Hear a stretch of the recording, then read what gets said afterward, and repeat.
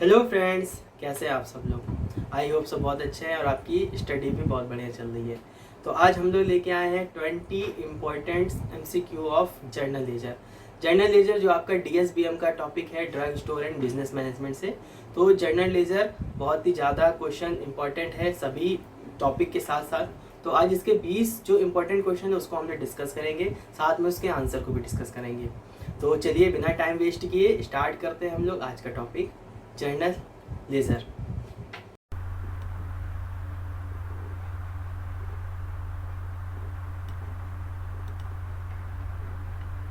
तो फ्रेंड्स, जैसा कि आप अपनी स्क्रीन पर देख पा रहे हैं, आज का हमारा टॉपिक है drug store and business management. 20 important question MCQ question है, यानी मल्टीपल चॉइस क्वेश्चन है। और ये हमारा जो टॉपिक है ये जर्नल लेजर है। ठीक है, तो चलिए हम लोग अब हमारा पहला क्वेश्चन है, इसके बाद तो चलिए पहले क्वेश्चन की तरफ बढ़ते हैं।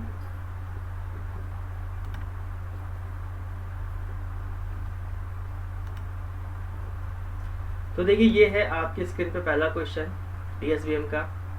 If debit side of bank account is greater than credit side it's represent. ये कह रहा है, ये पूछ रहा है कि यदि बैंक खाते का जो डेबिट पक्ष है क्रेडिट पक्ष से अधिक है तो वह क्या दर्शाता है। जैसे कि आप जानते हैं एक साइड डेबिट होता है और एक साइड क्रेडिट होता है। ठीक है, तो अगर पूछ रहा है कि डेबिट साइड जो है वो किसी भी बैंक अकाउंट का, किसी भी पासबुक का, अगर डेबिट साइड जो है वो अगर ग्रेटर है, यानी कि उसमें जो अमाउंट आ रहा है टोटल वो बड़ा है, किससे, आपकी क्रेडिट साइड से। जो दूसरा साइड है क्रेडिट साइड, उससे अगर बड़ा है, ज़्यादा आ रहा है, तो ये क्या कहलाता है, इस तरह का जो खाता है वो क्या कहलाता है। तो इसका सही आंसर है, देखिए, कैश एट बैंक। ठीक है, इसका ये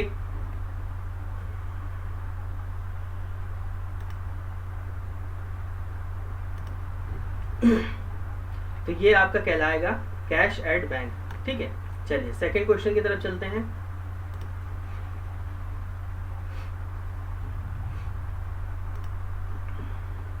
सेकंड क्वेश्चन कह रहा था payment of A creditor will, यानी कि एक लेनदार को भुगतान होगा, कब होगा, कैसे स्थिति में होगा। Increase an assets and decrease another, यानी एक संपत्ति बढ़ाएं और दूसरी को घटा दें। यहाँ पे एसेट्स जो है वो संपत्ति को लेकर के है, एसेट्स का मतलब संपत्ति होता है। ठीक है, लायबिलिटी यानी देयता, जो अगर आपको कुछ देना है, जैसे कि उधार बोलते हैं जिसको, वो आपकी लायबिलिटी कहलाती है। तो यहाँ पर पूछ रहा है एक संपत्ति बढ़ाएं और दूसरी घटाएं, तो एक लेनदार के लिए भुगतान होगा। दूसरा ऑप्शन है संपत्ति घटाएं और मालिक की इक्विटी बढ़ाएं। मालिक यानी कि जिसका स्वामित्व है वहाँ पर, उसकी इक्विटी, उसका पूरा बिजनेस का और उसका जितना भी संपत्ति है, उस संपत्ति की बात हो रही है, तो उसको घटाएं और उसकी इक्विटी बढ़ाएं जो स्वामित्व वाला है। सी ऑप्शन है संपत्ति घटाएं और देयता बढ़ाएं। देयता यानी लायबिलिटी, जो हमें देना है। संपत्ति कम करें और अपने लेनदार जो हमें देना है, जो लेनदार है जिनसे हमने लिया है, जिनको देना है, वो उनका हम अदा करना शुरू करें। और चौथा ऑप्शन है संपत्ति बढ़ाएं और देयता बढ़ाएं, मतलब संपत्ति भी बढ़ रही है और देयता मतलब लोन भी बढ़ रहा है, हमारा कर्ज भी बढ़ रहा है। तो इसमें एक लेनदार को भुगतान कब होगा, भुगतान जब होगा जब वो क्या करेगा, अपनी संपत्ति को घटाए और देयता घटाए, संपत्ति भी घटाए और देयता भी घटाए। यानी कि अगर उसके पास कोई अचल संपत्ति है तो उसको कम करे, चल संपत्ति को अचल में परिवर्तित करे, और देयता, लोन जो है उसका, जो उसकी देनदारी है, लायबिलिटी है, उसको घटाए। तो उसका सही आंसर है आपका C, decrease in assets and decrease in liability. चलिए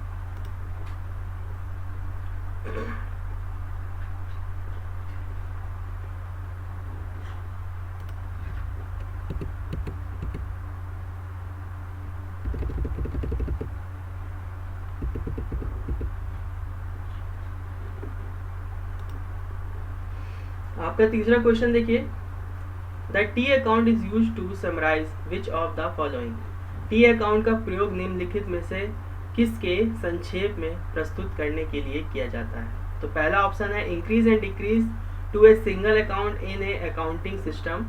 दूसरा है debit and credit to a single account in a accounting system, यानी कि लेखा प्रणाली में एक ही खाते में डेबिट और क्रेडिट कार्ड। और change in specific account balance over A time period, एक समय अवधि में विशिष्ट खाता शेष राशि में परिवर्तन। और चौथा ऑप्शन है all of the above describe how T account are used by accountants, यानी उपरोक्त सभी वर्णन करते हैं कि अकाउंटेंट द्वारा टी खातों का उपयोग किया जाता है। तो इसका सही आंसर है कि जो आपका उपरोक्त जो ऊपर जितने भी 3 ऑप्शन दे रखे हैं उनका विवरण करते हैं, उनका वर्णन करता है अकाउंट के द्वारा टी खातों का प्रयोग किया जाता है। तो इसका सही आंसर आपका है डी। ठीक है, नेक्स्ट क्वेश्चन की तरफ बढ़ते हैं हम लोग। नेक्स्ट क्वेश्चन क्या कह रहा है, क्रेडिट मीन्स, क्रेडिट का मतलब क्या होता है। जैसा कि आप लोग जानते हैं क्रेडिट और डेबिट 2 शब्द इस्तेमाल किया जाता है अकाउंटिंग में, तो दोनों शब्द का कुछ अर्थ होता है। तो इसका अर्थ क्या होता है या ये कहाँ पर यूज किए जाते हैं, तो देखिए इसके 4 ऑप्शन है, इन ऑप्शन में हमें टिक करना है। तो पहला है entry on the right hand side, जो आपकी एंट्री हो रही है, जो भी उसमें प्रविष्टियां दर्ज की जा रही हैं, तो पूछा है राइट हैंड साइड वाली जो होती है वो है क्या। ए डिक्रीज इन लायबिलिटीज, यानी देनदारियों में कमी, जो देनदारियां हैं जिनमें जो हमें अदा करना है उनको कमी होने पर उस चीज को हम लोग क्रेडिट कहते हैं। एन इंक्रीज इन एक्सपेंसेस, यानी खर्चों में अगर वृद्धि हो रही है तो उस चीज को क्या हम लोग क्रेडिट कहते हैं।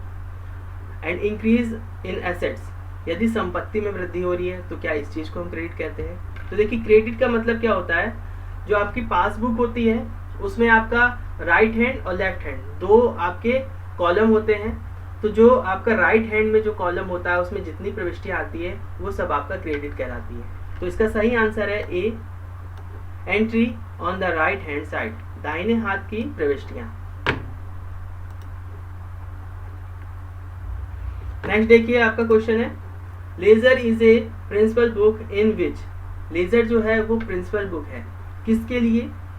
लेजर एक प्रमुखता बुक है जिसमें क्या क्या होता है, only real account are kept, केवल वास्तविक खाता रखा जाता है।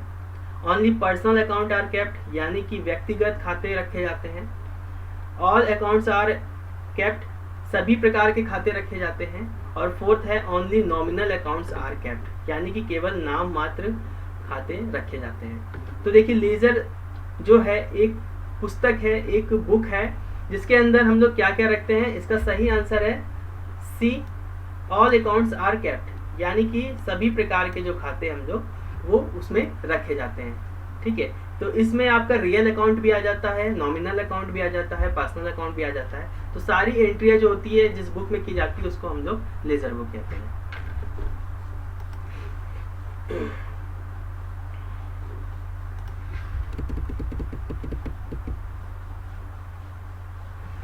नेक्स्ट देखिए आपका 6 नंबर का क्वेश्चन है, the left hand side of account is referred to as, जो लेफ्ट हैंड साइड, अभी हमने राइट हैंड साइड की बात की थी जहाँ पे जो प्रविष्टियां आ रही थी वो क्रेडिट कहला रही थी।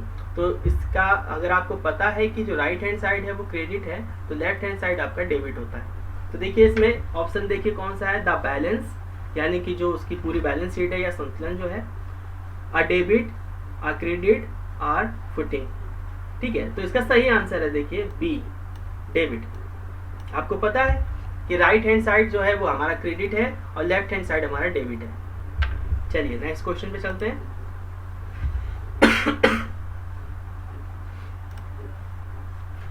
Access of debit side over credit side is called, यदि क्रेडिट पक्ष पर डेबिट पक्ष की अधिकता कहलाती है, यानी कि जो राइट हैंड साइड है ये क्रेडिट है आपका, लेफ्ट हैंड साइड है आपका डेबिट है। तो क्रेडिट पक्ष पर, इस वाले साइड पर डेबिट पक्ष की अधिकता, यानी इसका जो अमाउंट है वो ज्यादा हो रहा है क्रेडिट वाले अमाउंट से, तो क्या होता है इस तरह का। पहला ऑप्शन देखिए डेबिट बैलेंस कहलाएगा, दूसरा है क्रेडिट बैलेंस कहलाएगा, थर्ड है लायबिलिटी अकाउंट्स कहलाएगा, या फोर्थ है ऑल ऑफ द अबव। तो देखिए इसमें क्या कहलाएगा, क्योंकि आपको पता है क्योंकि इसमें डेबिट पक्ष ज्यादा हो रहा है, तो जब डेबिट पक्ष ज्यादा होगा तो पूरा अकाउंट आपका डेबिट बैलेंस कहलाएगा। तो इसका ऑप्शन ए सही है, डेबिट बैलेंस। चलिए नेक्स्ट क्वेश्चन में चलते हैं।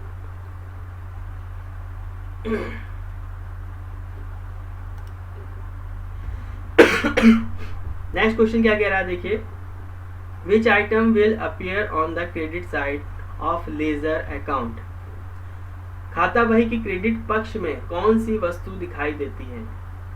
तो ऑप्शन देखिए, cash received, B purchase, C discount received, and D rent expenses, यानी नगद प्राप्ति, बी खरीद, सी छूट प्राप्त या किराया व्यय। तो इसका सही आंसर है आपका सी, डिस्काउंट रिसीव्ड। ये जो भी छूट दी गई है वो आपका दिखाया जाता है किसमें, बही खाता या किसी भी खाते के क्रेडिट पक्ष में। ठीक है, नेक्स्ट क्वेश्चन तरफ चलते हैं हम लोग।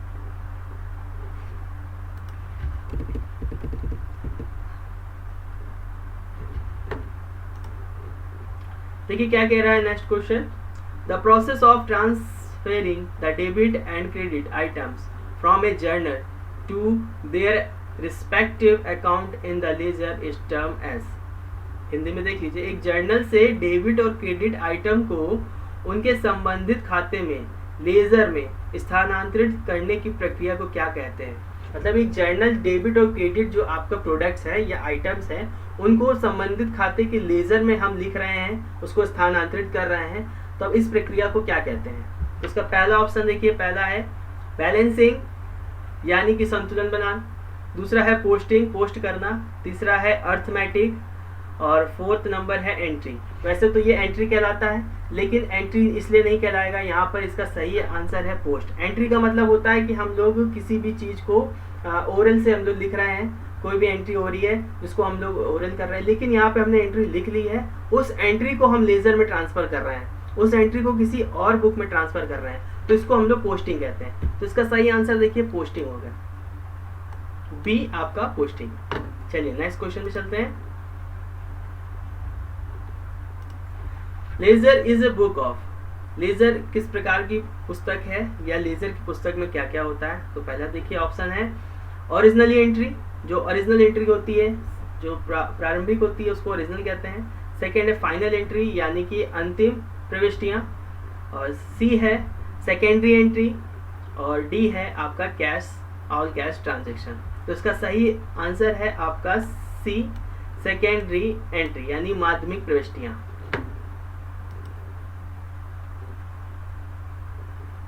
चलिए क्वेश्चन नंबर 11 पे आ गए हम लोग। The account is a device used by the accountant to record, खाता एक उपकरण है जिसका उपयोग लेखाकार यानी जो लिख रहा है वो के द्वारा रिकॉर्ड करने के लिए किया जाता है। क्या रिकॉर्ड करता है, जो लेखाकार है, जो उस खाते का लेखाकार है, वो क्या लिख रहा है, उसमें क्या रिकॉर्ड कर रहा है। तो देखिए इंक्रीज, वो उसमें बढ़ा रहा है कोई एंट्रियां, डिक्रीज यानी कि घटा रहा है, इंक्रीज एंड डिक्रीज दोनों मतलब लिख भी रहा है, उसको मिटा भी रहा है, मतलब बढ़ा रहा है घटा रहा है, और नन ऑफ द अबव। तो लेखाकार है वो रिकॉर्ड लिख रहा है, तो इसका मतलब वो सारी चीजें लिखेगा, वो उसमें जो भी वृद्धियां हो रही हैं वो भी लिखेगा, जो कमियां आ रही हैं वो भी लिखेगा। तो इसका सही आंसर है सी आपका ऑप्शन, इंक्रीज एंड डिक्रीज यानी कि बढ़ाए और घटाते समय जो भी एंट्रियां हो रही है वो सारी वो लिख रहा है।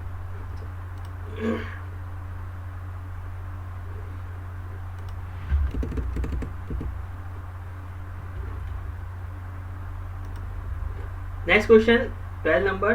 The balance of cash account indicates, एक रोकड़ खाते का शेष दर्शाता है, जो आपका बैलेंस है यानी कि जो शेष प्रविष्टियां हैं किसी भी कैश अकाउंट का दर्शाता है। पहला देखिए ऑप्शन है नेट कैश ऑन हैंड, यानी कि जो शुद्ध नगद है, हैंड टू हैंड जो आपके हाथ में है वो कहलाता है। दूसरा है net loss of the period, जितना भी घाटा हुआ है उस पीरियड के दौरान। Net income of the period, यानी जितनी इनकम हुई है आपकी, जितनी आय हुई है वो। Net worth of the business, यानी कि उसका जो शुद्ध मूल्य है वो आपको दर्शाता है। तो देखिए यहाँ पे बात हो रही है कैश अकाउंट की। कैश अकाउंट क्या दिखाएगा आपको, कैश दिखाएगा, ठीक है। तो जितनी भी कैश की चीजें हैं वो सारी चीजें दिखाएगा वो कैश अकाउंट, ठीक है। तो यहाँ पे इसका सही आंसर है ए, नेट कैश ऑन हैंड, जितना भी आपका कैश है ऑन हैंड वो दिखाएगा। नेक्स्ट क्वेश्चन पे देखिए, विच of the following item is not included in the cash account, इसमें से कौन सा आइटम है या निम्नलिखित में से कौन सी वस्तु जो नगद खाते में हम शामिल नहीं करते हैं। तो पहला है परचेज ऑफ ₹10,000 या 10,000 रुपए की खरीदारी। सेकेंड है सेल ऑफ द 500 यानी 5,000 रुपए की बिक्री। थर्ड है रिसीव कैश फॉर सेल्समैन यानी विक्रेता के लिए नगद प्राप्त 2000 रुपये। क्रेडिट सेल्स ऑफ ₹22,000 यानी 22,000 रुपये की क्रेडिट बिक्री। तो देखिए नगद खाते में क्या शामिल नहीं की जाती है, तो नगद खाते में आपका जो भी परचेज किया गया है वो सब लिखा जाता है। जितना भी परचेज किया गया है तो वो लिखा जाएगा, जितना भी सेल किया गया वो लिखा जाएगा। और परचेज कर रहे हैं तो हम क्या अमाउंट की बात कर रहे हैं, जब कोई भी चीज़ परचेज की जा रही है तो उसमें हम पे कर रहे हैं तो उस सारी एंट्री को लिखेंगे। सेकंड है सेल्स, सेल्स में यानी कि जितनी भी सेल की चीज़ें हैं, जो भी हमने सेल की हैं उसमें जो भी अमाउंट यूज़ हुआ है वो सारा लिखते हैं। थर्ड नंबर पे देखिए रिसीव कैश फॉर सेल्समैन, जो सेल्समैन के द्वारा रिसीव किया जा रहा है अमाउंट वो भी हमारे पास से जा रहा है, वो भी लिखते हैं। इसके बाद देखिए क्रेडिट सेल्स ऑफ 22,000, यहाँ पे अमाउंट जो है वो चेंज हो सकता है, लेकिन जो ऑप्शन डी है आपका क्रेडिट सेल, क्रेडिट का जो होता है वो उधार की चीज़ होती है, तो जो भी क्रेडिट है वो हम लोग कैश अकाउंट में नहीं लिखते हैं, क्योंकि ऊपर की जो तीनों ऑप्शन है उसमें कैश की बात हो रही है और फोर्थ वाले नंबर पे क्रेडिट की बात हो रही है। चलिए नेक्स्ट क्वेश्चन में चलते हैं।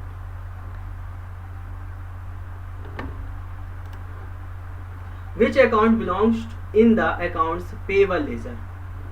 दे खाता बही में कौन से खाते हैं पेबल, जिसमें पे करा जा रहा है, पे की बात हो रही है।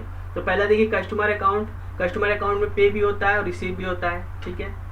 सेकंड है वेंडर अकाउंट, थर्ड है सेल अकाउंट, से सेल अकाउंट में जो चीज़ हम सेल कर रहे हैं उसके बदले में हमें अमाउंट मिल रहा है, ठीक है। और डी है आपका नन। तो देखिए वेंडर अकाउंट के बारे में ध्यान से समझ लीजिए। वेंडर अकाउंट यानी विक्रेता, यहाँ पे पूछ रहा है पेबल की बात हो रही है, ठीक है। पेबल, ये देखिए ये पेबल लिखा हुआ है, मतलब जो भी पेबल है जो देने योग्य है उसकी बात की जा रही है। तो यहाँ पर वेंडर यानी जो विक्रेता है, विक्रेता यानी कोई भी वस्तु बेचने वाला उसको विक्रेता कहते हैं। तो विक्रेता वाला जो अकाउंट होगा वो पेबल आपका अकाउंट होगा, ठीक है। तो दे खाता, दे क्योंकि देने वाली बात हो रही है और विक्रेता जो होता है वो दे रहा है, तो यहाँ पर दे खाता बही में सिर्फ वेंडर अकाउंट्स यानी बी विक्रेता खाते की प्रविष्टियां इसमें लिखी जाती हैं, यह कहलाता है, ठीक है। तो इसका सही आंसर है आपका वेंडर अकाउंट्स। चलिए नेक्स्ट क्वेश्चन की तरफ बढ़ते हैं।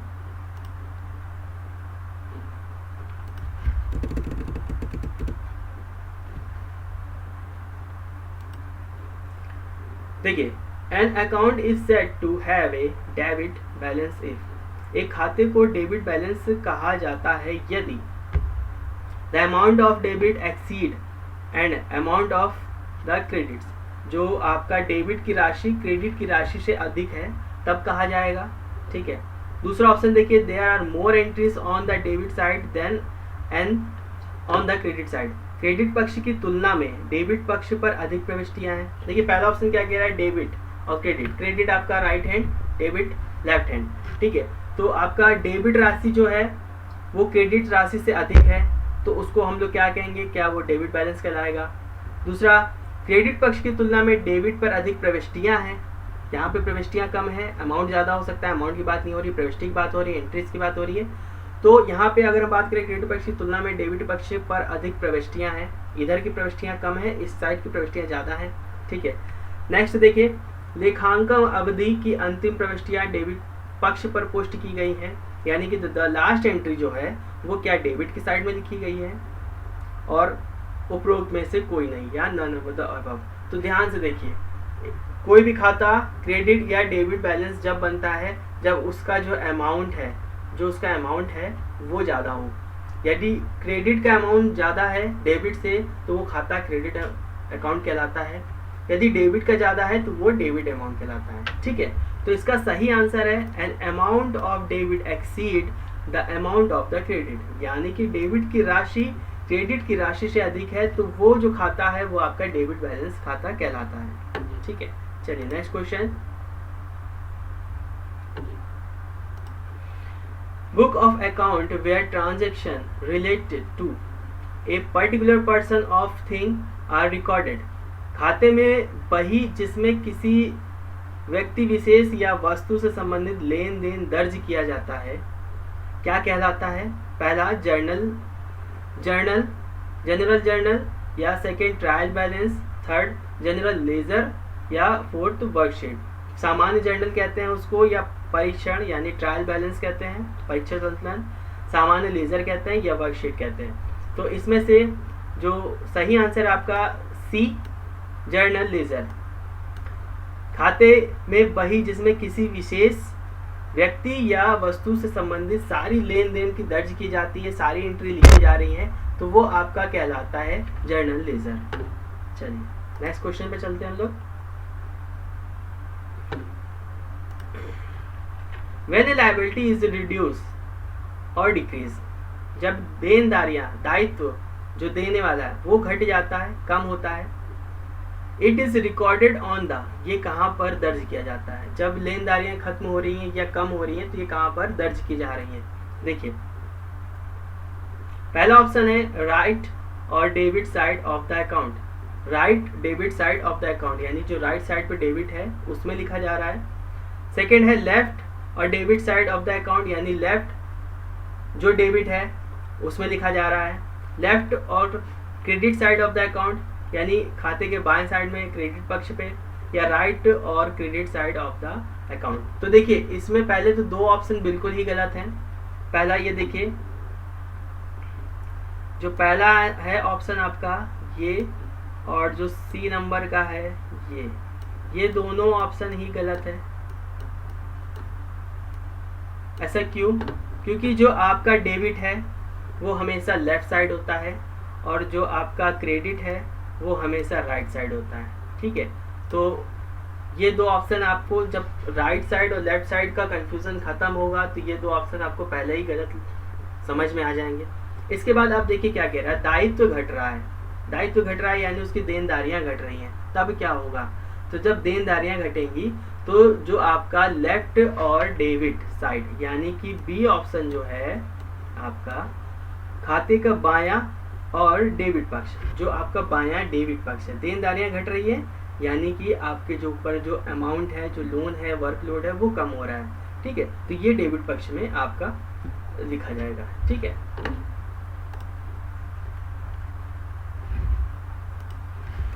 नेक्स्ट क्वेश्चन की तरफ चलते हैं हम लोग 18 नंबर पे।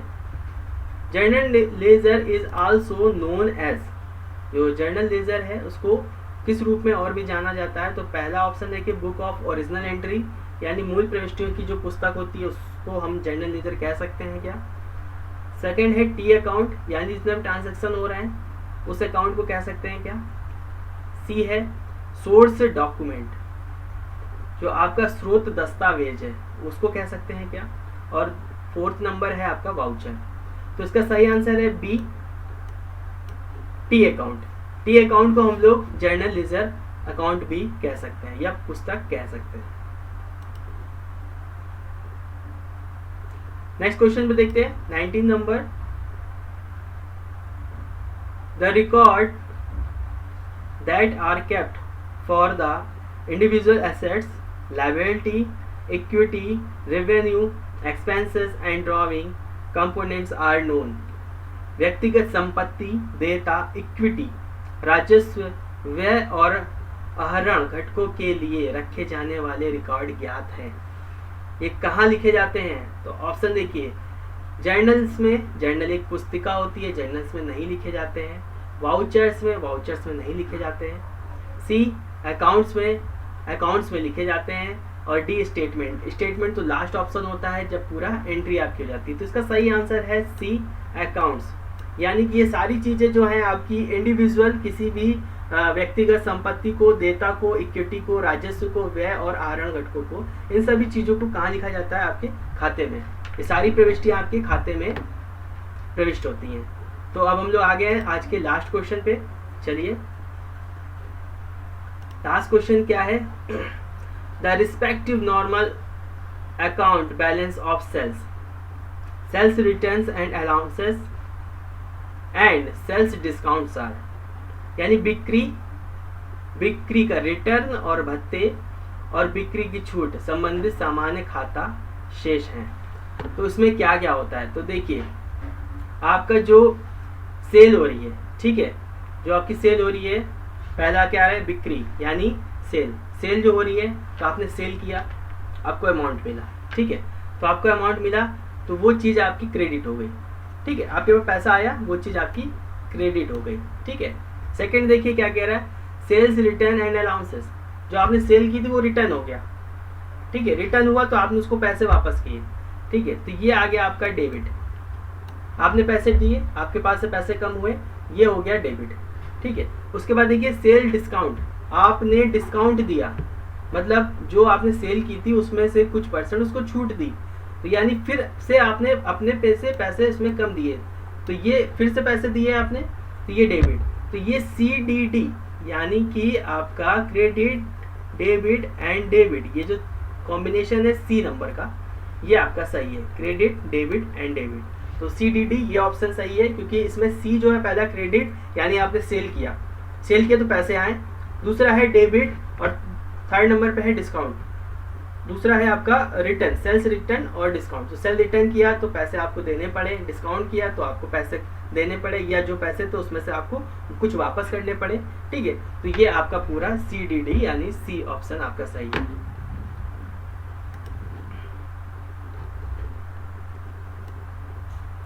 तो फ्रेंड्स ये था हमारा आज का topic, drug store and business management. ये 20 इंपॉर्टेंट क्वेश्चन जो आपके एग्जाम में आ सकते हैं, उससे रिलेटेड सारे हमने ऑप्शन को भी समझा और क्वेश्चन को भी। आई होप आपको आज का वीडियो समझ में आ गया होगा। तो नेक्स्ट वीडियो में नए टॉपिक के साथ फिर से मिलेंगे, तब तक के लिए take yourself and your family.